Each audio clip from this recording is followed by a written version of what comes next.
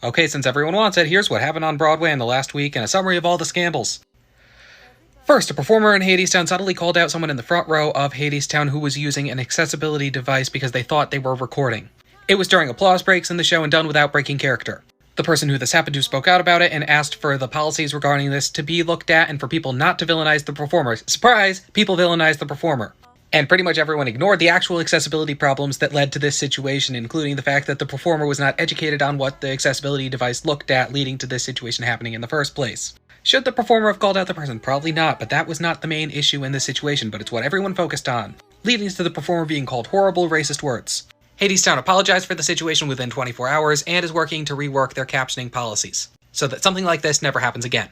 Part 2. A performer in the 1776 revival, Sarah Porkelog, gave an interview where they critiqued a lot of the creative process that led to the show's creation. Many of the discussions were about the treatment of race and gender in the production, which is trying to address race and gender. One of the comments is that the performer stated they were only giving 75% of themselves within the show. And this is the comment that everyone has been focusing on, saying that it's disrespectful, there are other people that deserve to be there. The performer later clarified that what they meant is they were giving 75% of themselves as an entire person within the show, leaving 25% for tasks beyond theater. The reaction to this has largely been split amongst the Broadway community, with many people criticizing individual pull quotes from the article and ignoring the main points, with many people basically telling the performer to shut up and that they shouldn't have spoken on this. Because the show's still running, you need to have respect for the creative process, the people who cast you, that kind of thing. A lot of people also took issue with the fact that the performer said that this was just a job for them and they weren't feeling entirely artistically fulfilled within the production, which, I mean, I can't imagine that all performers feel artistically fulfilled in every project they take on. Only bit of opinion I'm putting in this. One of the directors of the show also put out a statement on social media indirectly attacking this performer.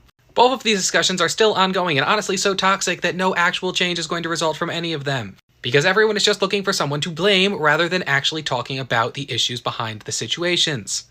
In the aftermath of all of this, Patti LuPone alludes to both of these situations and states that she is giving up her equity card and is done with Broadway, although not taking a side on any of these situations. Later stating she had already made this decision after leaving company earlier this year. And that's what you missed on Glee.